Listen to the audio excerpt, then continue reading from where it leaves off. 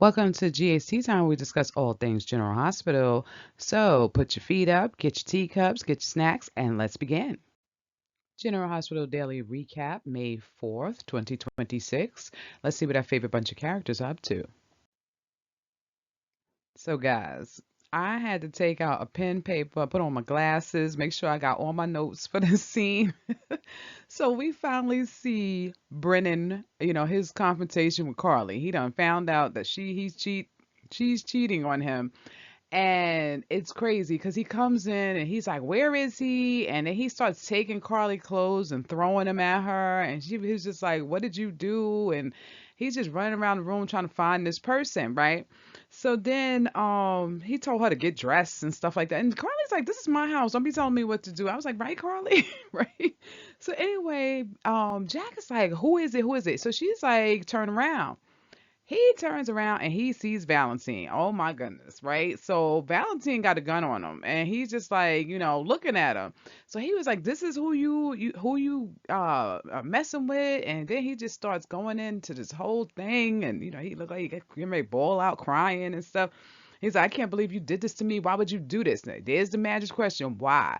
And he's going down this list and Carly said, "What would be the reason that I would do this for you?" She was like, what you did, right? And he's still acting like he don't know. And finally, Carly was like, "You turned my daughter into a lying, murderous spy," right? So Jack is like, "Oh, because she said Josslyn's a WSB agent and you brought her in."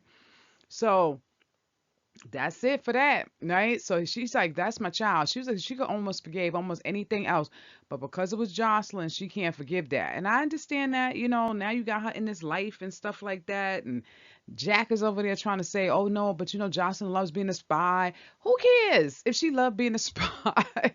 You know what I'm saying? Like, why would you even introduce that life to her? So, he's going off trying to justify why he did what he did. Carly was like, "There is no justification for this." On top of that, he's saying, well, he's making sure he's taking precautions to take care of Josslyn. And Carly called him on that too. She was like, "You only doing that because if something happened to Josslyn, I'm gonna be upset." So Jack's excuses are stupid. Carly's not going for it. At the end, he told Carly, "Look, um, Valentine's just gonna run off with Charlotte, and you're gonna be here to face the 20 years, because he's not taking up for her no more. He gonna call it in, have them come pick her up and stuff like that." Valentine finally spoke up and he was like, "No, you're not."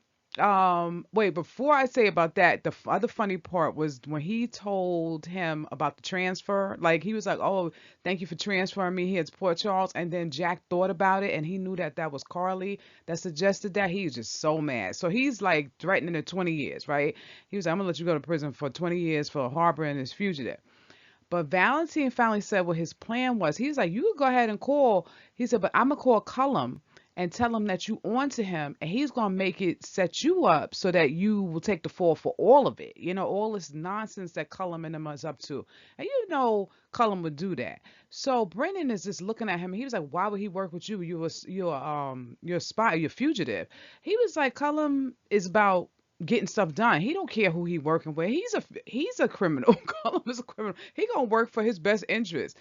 So he's basically telling Jack, "You're gonna do what we say. You're gonna work for us, and he won't call Cullum." I think at the end of all this, he gonna call Cullum. When it's all said and done. But yes, the confrontation was worth it. Let me know what you guys think down in the comment section. I'm almost starting to believe that Jocelyn might have been working with her mother and Valentine to tell Jack so they can confront him with this at this time. But they taking a big risk doing this because I was like, I thought Jack was gonna go and strangle Carly for a second, but we shall see what happens with this. It was very exciting. I enjoyed it. Bye. Britt telling fake Nathan Cassius the truth about who Josh was a bad call, right? Because he went over to her apartment, confronted her right away. And he's got, he grabs her hand and stuff like that. Josh is trying to talk him out of it. She's like, "No, think about James and you don't want to do nothing that's going to, keep him out of your life and stuff like that." He thought about it for a half a second and that was about it. And then he went to grab her up. Johnson did give up a good fight, because at first I was like, I know these writers ain't gonna write this that she win this fight, because this guy's a big dude. He looked like he got a good 200 pounds on Jocelyn. So she's fighting him. She tried to pick up a knife and all that stuff like that. And then he kind of put her in one of those headlocks to put her to sleep. He told her to stop fighting. I'm like, why would she stop fighting? she she know you ain't got nothing good planned for her. So again, this shows why Josh should not be in WSB. He figured out, I mean, all this went real south real fast, right? And she had no way out. It doesn't make any sense. So we'll see what, oh, and after that, Nathan called Pascal. He told Pascal, listen, I need your help. So Pascal is looking at Sidwell like something's going on. So Sidwell is just looking at him, and then next thing you know, Josh is in that basement thing that Anna was in, right? She ain't getting out of there. If somebody have to come rescue her, because I don't think anybody's gonna let her out of that thing. And if Cullum finds out, oh my goodness, we'll see. Hopefully they don't do something worse to Josh. But right now she's in a bad predicament. Guys, you know what you should do right now? You should pick up your finger, you should hit your mouse, hit that subscribe button because it really helps the channel. Anyway, guys, Pascal and Lucas are Scream, right? Pascal is in there threatening Lucas with the fire poker, and stuff like that. Like he gonna do something to him. And then Lucas is going at him saying that this house is dusty and stuff like that. Cause Pascal was like, I'm gonna tell Sidwell that you searching around and sneaking around in here. And Pascal is saying all this stuff, and he is just threatening Lucas. Let me tell you something. I wouldn't eat, drink, or anything from that man, from Pascal. I don't know why Lucas is still at that house. I know he's supposed to be trying to help, but he need to get up on out of there. Next thing you know, Ava and Sidwell walked in, and they heard the little altercation. They don't know what it was, but they know that Pascal and Lucas were arguing with each other. Um, so Lucas blew it off and he was like, no, it's okay. He was talking about the mess. What you call it. He was like, you should know about messes. He was talking about Lucas, right? Lucas gave him that side eye, like, what? Anyway, they got into a conversation, all three of them, Sewell, Ava, and Lucas, about that tennis court thing that Christina wants to do for Marco in Marco's name.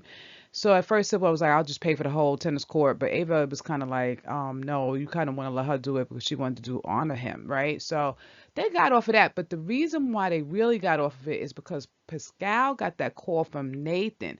So Pascal is looking at Sewell like something's going to go on. So after they spoke, he hurried up and got Ava and Lucas out of there. He was like, oh, we should go down to Savoy because they're going to have the performance and we should go see that, right? So they left, but he really got them out the house because they want to put Josh in the house, right? So they're on their way out to the Savoy and it seemed like they had a good time. Poor Brooklyn, she's over here stressing out about that old stupid accident between Curtis and Jordan and stuff like that. So now they talking about the paint fibers and they should be able to, because the car that left them on the road, the paint is on there and they should be able to figure it out and stuff like that. So Brooklyn just looks super worried. She's talking to Chase about, baby Phoebe and how they should move along a little bit. And then she was really happy because Gio actually introduced Michael James Scott to her and said, this is my mom. So she can't fully enjoy her other aspect of her life because she's so concerned about this accident that she had nothing to do with. I really want them to get off the storyline. I think it's time to move on and everybody just kind of realize that, it was an unfortunate event and go on about their way, because this is really messed up that she's sitting here upset about something that she didn't even do. Kai, Trina, and Gio, Emma, they're all at the Savoy. They're all having a good time. Michael James Scott is going to perform. And Gio was introducing him to different people around the room.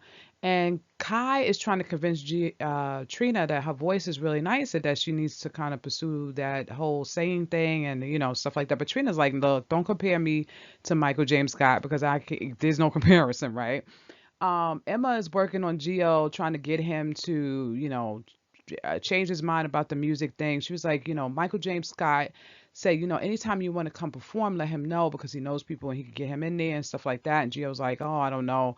And Emma's just telling him how talented he is and he should go for it. And then Gio said, you know what, when I get that true love back for music, I'll go back. So, which is understandable. So they all having a great time. Later on, Kai and Trina went back to their house, gonna have a little sexy time. They walked in, that apartment didn't look like anything happened in there. Josh's whole thing was cleaned up. She's gone. Whatever thing fell on the floor is all back into place. So Trina don't even know something happened to Josh. It's unfortunate because Josh don't tell nobody nothing. So they probably not gonna realize she gone for a while. So we'll see what happens with this.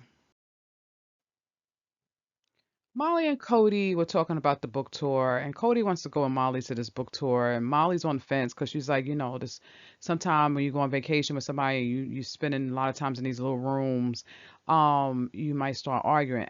Look, they like each other. I'm like, you need to take every opportunity in these little rooms to just be together, have fun, go see some sights, go do some stuff, right? She needs to stop overthinking this. They need to go. He said he could put the time in with Tracy. Tracy probably wouldn't even mind that he's gone. They need to go have a good old time. But one thing that came up in the conversation was that, he's considering Molly a partner. And Molly was kind of like taken aback for a second, but she was like, "You're right. It just feels unnatural, like they're in a relationship." So I don't know. Sometimes they be just making up problems for themselves. So we'll see what happens. I think they should just go have a good time. I don't think this is a big issue. They don't seem like they're gonna be arguing and stuff like that. So hopefully they have fun and Molly stop overthinking this. So guys, what was your favorite part about this episode? What was your least favorite part? Let me know down in the comment section. I'd love to hear from you. And don't forget to hit that bell notification and to like and subscribe because it really helps the channel. And thank you for joining us again at GHT Time. Till next time, bye.